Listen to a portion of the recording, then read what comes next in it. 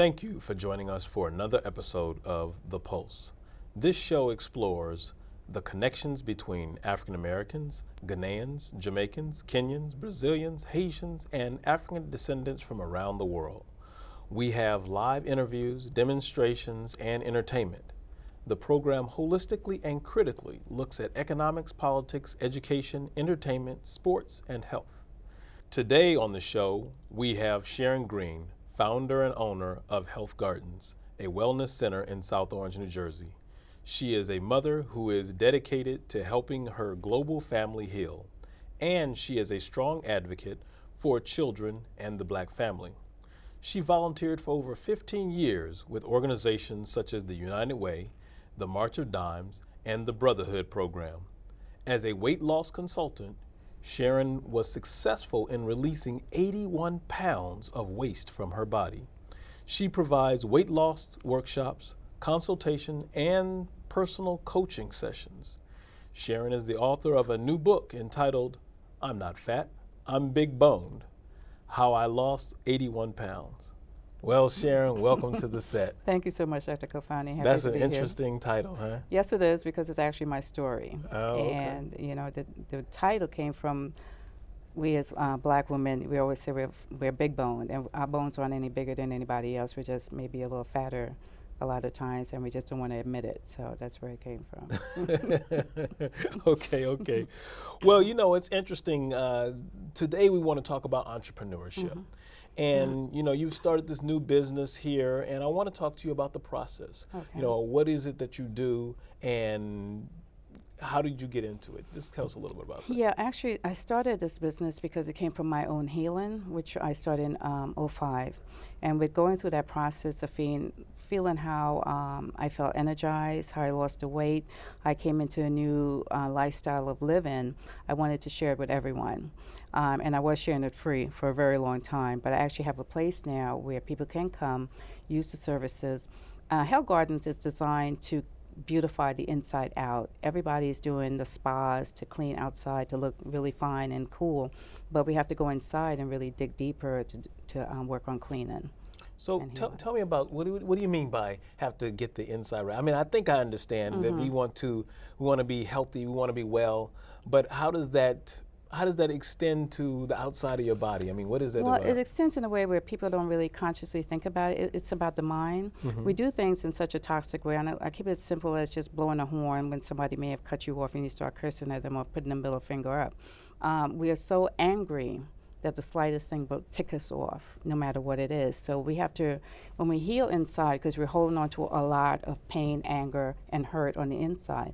And when you start cleaning that waste and releasing it, then your mind gets a lot clearer, and you're able to focus in more, but also heal a lot more. And then you're not as angry in your personality, and you're very calm at that point. But it takes work. So what do you do to cleanse? What does that mean? Cleansing means detoxifying the body, cleaning out the colon. I'll keep it real simple. And it means that, you know, your colon is trapped with all this waste. The simple way is if you're eating 3 meals a day and you're not going to the bathroom 3 times a day, you're constipated. So that means your gas is smelling bad, your odor at times, you know, is toxic. The body odor is toxic as well, so you have to clean it out. So it's simple to just, you know, clean out the inside. We have the oils, the herbs, we even have it in tablet form now, because not everyone wants to use the oils to do it. So you take it orally, you clean it, and it starts really loosening the waste, which is hard fecal matter, and it starts, you know, releasing the waste from your body. So being in South Orange, New Jersey, Mm-hmm. you've been there for how long now? Actually, since July is when I actually took possession of the location. And it's a nice space. It's beautiful. It's a healing space, a sacred space. People think they call it an oasis when they come in there. And I like the area. It's in a professional building, so it's a quiet location as well. But it's in the hub of South Orange, right in the village, right across from the train station. South Orange Avenue is right there, right up the street from Seton Hall. So what do you do there? What is it? What do you say when you offer these services to people? Yeah, I have a wonderful sauna which detoxifies and purifies the body. A lot of people may be used to going to a wet sauna in their gym. This is more modern, and it's been featured on Dr. Oz and the Doctors, where you actually, it's from charcoal and ceramic, and it's a heat, but the heat is a gentle heat that goes into the body and heals. It even helps break up fat cells and cellulite, but also if you have joint pains, if you're detoxifying and weight loss, it helps with that as well. I even have color therapy.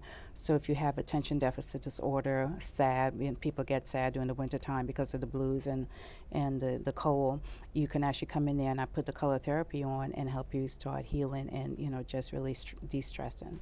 Color therapy. Mm-hmm. Wow, we got some interesting things for everybody to learn. If you haven't learned about it, this is a great time to do it. Mm-hmm. I think that, you know, we should really think about how we can push the envelope on things. You know, Mm-hmm. push the envelope on health, but push the envelope also on our health and wellness. Right.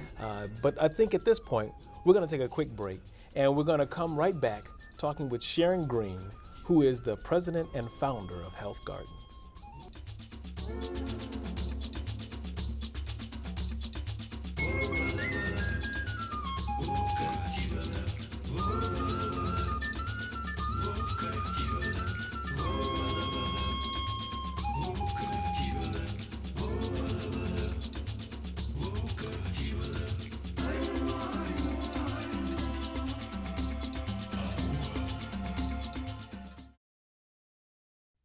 I always pay more than the minimum balance on my credit card. I just opened an education IRA for my kids. I never invest more money than I can lose.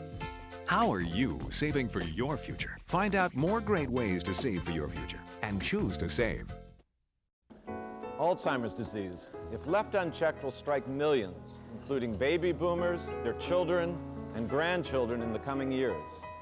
As a scientist studying Alzheimer's disease for the American Health Assistance Foundation, I'm well aware that continued research is our only hope for finding a cure. Call 1-800-437-2423 or visit ahaf.org for free publications on Alzheimer's. Learn what you can do to help battle this deadly disease. Welcome back to The Pulse. And we're here with Sharon Green, author and health expert. She's also a business entrepreneur, and so we're going to move right into it. Sharon, welcome back. Thank you so much. Happy to be here. So I want to find out from you, how did you get to this place, right? How did you get to being an entrepreneurship? You know, an entrepreneur, because we know there's risk involved, Mm-hmm. you know, taking that initial leap of faith. Mm-hmm. What made you decide that you were ready to do that, and what were you doing before that? Yeah, actually, I'm a risk taker, always have been. I've been in the street selling necklaces, beads, you know, herbs and everything else, and traveling with Queen Afua, who I studied and, you know, became certified with. But I was also working in the Newark public school system. And working in the school system, you know, I had my little corner where people will come and ask for advice or, you know, want to get products as well. So I'll do that after work, of course. But, you know, the thing about it is that I've always wanted to do this. I've always been an entrepreneur. I've always had ideas. I've always done different things in order to get me to this place where I am now. But I actually decided to get a place. I use my own funds. And I'm not sure if I want to advise everyone to do that because you can get funding if it's available. And that was a challenging part as well. But using your own funds, at least, you know, I thought about it while waiting in the green room that, you know, whatever happens, I can always take all my equipment with me because I don't owe anyone. So that's a beautiful thing about being independent like that. But I think a lot of times we need to partner when we're doing things so that we're not left out there alone. I think that's one of the challenges of being an entrepreneur. We're so used to doing everything on our own that we're focused on what our passion is, but we don't get that partnership like we need in order to expand like we should. So what was it like when you first decided that you were leaving the Newark public school system and you decided that you were going to hang your hat out there and do everything 100% on your own? It's funny. I was thinking about it for a long, long time. then I was laid off, but then I had already signed the contract for my space. So the creator said, okay, you want to do it? Here you go. So, they released me from the school system. I signed the contract on the 3rd. I was laid off at the end of the month. So I was like, okay, fine. I just rolled right on into it, So the creator made that decision for me, and I just followed through with faith. Okay, so the benefits of being laid off. Yeah, it's funny. People look at being laid off as this thing and they start crying, but it's an opportunity for you to do something better and probably something you always want to do all your life.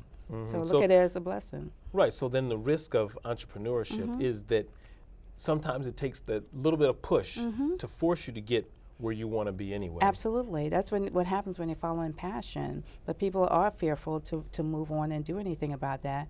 And they do let passion die, as Les Brown said, but you have to follow your passion. That's your calling. A lot of people don't realize that, and they let it die. So why did you choose South Orange out of all the places in New Jersey? Well, I used to own a home in South Orange. I was married, and we raised a family in South Orange for the most part. So living in South Orange, I already knew about the area. And I looked everywhere. I looked Maplewood. I looked in Newark. I wanted to be in Newark. They wanted a rent of $7,000, which was ridiculous, on Halsey Street. And I finally had to give up the notion of being in Newark, which is where I wanted to start my first center. And I ended up in South Orange, and it just really worked out perfectly. Okay, good. Well, I've been to your place, and it's a wonderful place to be. Thank you. And, I know that you're going to have great success. Thank you. I wanted to also think about other business ideas. You mentioned for a moment about jewelry. What are some of the other ideas that you thought about before you came to this particular idea in terms of your being an entrepreneur? I wanted to open a daycare center. That was years ago. I wanted to own a cafe. I still want to do that, but it will be a vegan cafe or some sort, to have some type of place where, as vegetarians, you can go and eat and not have to worry about if they give you chicken as opposed to chicken, which is, a fake version of chicken, and just really have a nice place to go and relax. But I've thought of many things. I've made jewelry. I mean, I've gone through basically the gamut. And I think that's normal for me, and normal entrepreneurs do that because they're trying to find their niche, and they have so many passions and so many things running through their heads. My ex-husband called it, I had the Ralph Cramden, like Ralph Cramden, he had all these ideas, so it's like the Ralph Cramden of ideas, because I always had so many things I want to do, and there's still more I want to do, but right now I'm focused and centered on my wellness center to get that expanded and to make it into a franchise. Okay. So I think is it the Trinidadianness in you that pushed you to have this one idea and focus in on this in that kind of way? Actually, coming up in the West Indies, we are entrepreneurs. I think as African Americans or African descendants, we are the original entrepreneurs. I went to Ghana a few years ago, and everybody's out early in the morning hustling. They're in late at night. So I think we are. And I've seen my father, my uncles and aunts. Everybody owned their own business, and they always had their own business. Even my father, when he came here as a welder, he still had his own side business, or they call it side hustle, in the garage, where he would actually weld and make gates, chairs, and things like that. So my uncle is right there in Irvington. He actually owns he had a gas station, but now it's a mechanic shop. So I've always seen that in my family. So that's part of who I am. That's part of my DNA. Okay. So what do you think has made you successful so far, though? I love what I do. It's my passion. I just love people. I'm a nurturer, as Brother said just now. It's always something that I've enjoyed doing. I've always wanted to help people, and I'm the type of person that will give you my last, and I have done that. And I've learned that's not something you should do, but I mean that's just part of who I am. And one of the things I learned with the Health Gardens, it was a vision of mine that I had that came forth, and once I see people when they come, and like I gave this lady the other day a cup of tea after she came up for her massage, and she held it like a little child, she's like, oh, this is for me. Oh, then I gave her the towel, and she was like, oh my gosh, all of this is for me. So when I see that kind of reaction, and she's like, we have to love ourselves more as women and take care of ourselves, that is what brings me a lot of joy, and that's why I do what I do. Right. And the men go there and fall asleep, and they snore too. So that's good. Well, that's great. That's great. Well, we're going to come back shortly. We're here with Sharon Green, and we're going to learn more about entrepreneurship. Stay tuned. The Pulse explores the continuous thread that exists throughout diverse African and African diaspora communities. We will have personal interviews, demonstrations, and entertainment. The Pulse holistically and critically looks at economics, politics, education, art, sports, and health. Join us as we explore the connections between African Americans and African descendants from around the world on The Pulse. I'm Jessica Mendoza, U.S. Olympic gold and silver medalist. I never take my eyesight for granted. Neither should you. Doesn't matter how old you are, you could be losing your vision to glaucoma without knowing it. Take care of your sight. Schedule regular eye exams for yourself and those you love. Call 1-800-437-2423 or go to ahaf.org for free information and publications from National Glaucoma Research. Welcome back, and we're going to get right back into this discussion about entrepreneurship with Health Garden's executive and founder, Sharon Green. So I was asking you about why you chose South Orange, and you gave me some interesting information. I had a question about your facility, though. Do you think you want to expand anything? You mentioned something about franchising. Can you elaborate a little more? Yeah, I plan on expanding. The next step will be a colonic machine. And also, I have a larger space for my classes that I hold. I just had a cleansing program Saturday and aroma yoga by another holistic practitioner there on Sunday. Yeah, I believe in expansion. I believe in my center is designed for wellness under one roof. So whatever you're looking for, you can come find it at Hill Gardens. I will mention McDonald's, which I don't, that's in our community. It's really getting us fat and disease with all that high fructose and everything. But I want to be able to have a wellness center that's franchised. So if like McDonald's, wherever you go, you'll see a Hill Gardens Wellness Center. Probably won't have millions like them, but at least I have a few that's in good taste, and people will service it. That's good. That's good. So a franchise, becoming a franchisee or a franchisor, as it were, then you would be able to have other people who have the similar types of business model that you develop. One of the things that you mentioned in terms of the business model, though, is that you have other people come in. Can you elaborate a little more about that? What do you when you say services that they come in? What do they do? What do they provide? Yeah, they actually come in whether it's for they have to be of. For me, I have to work with people that are harmonious and of the same fit with what I'm doing, and of like mind, that are conscious. And if they are coming to do the services, they can't come in there eating fried chicken and pork chops, because that's just not going to work, because that is not, to me, being holistic and really taking care of your body temple. But the people that do come in there that are holistic practitioners, they are living the lifestyle. That's very important to me.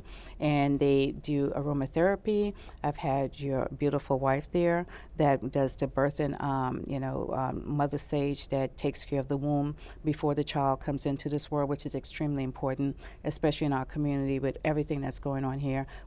We need our babies to be healthier coming into this world and being birthed in a nice, quiet environment. I have someone coming in to talk about divorce and going through the actual divorce process, because you have so many angry people when they do divorce. I went through a divorce, and I know how that is like.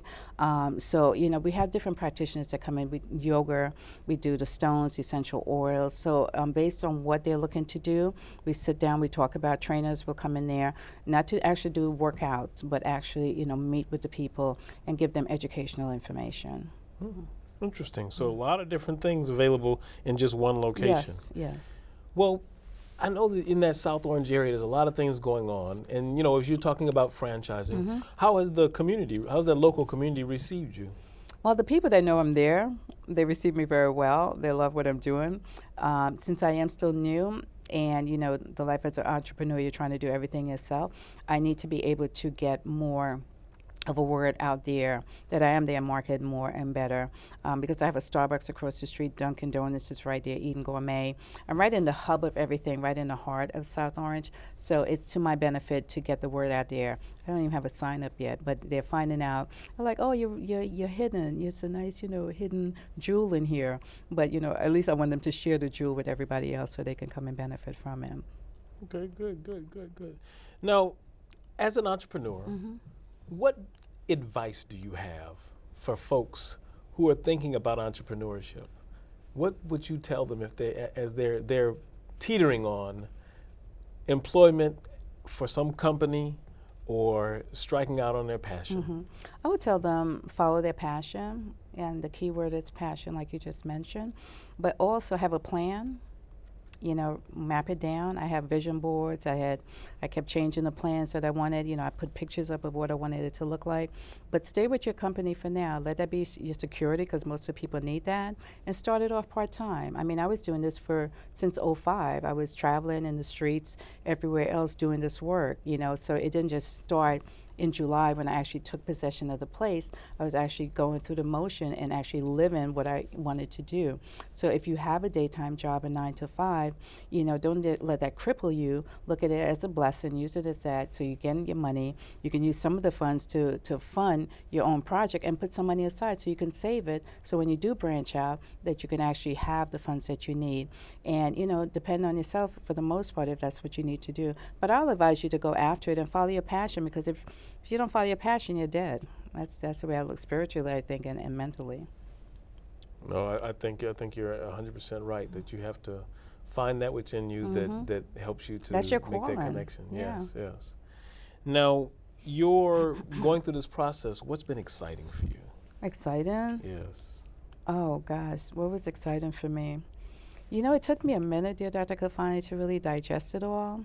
Because when I signed the lease, it was like, okay, I have the place, and I was running around getting everything to put in there. I was trying to stuff everything in my car. Then I had to remember, I can get people to deliver this stuff.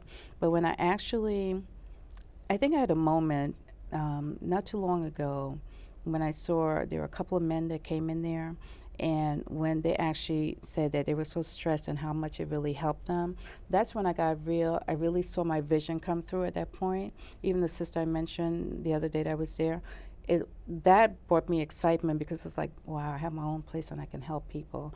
And for them to give the feedback that they feel so good and that we need more of this, what I have here, and they say, don't ever leave, stay here, you know, and so that brings a joy to me. I don't know if I'm jumping up screaming because, you know, I have to pay the bills every month.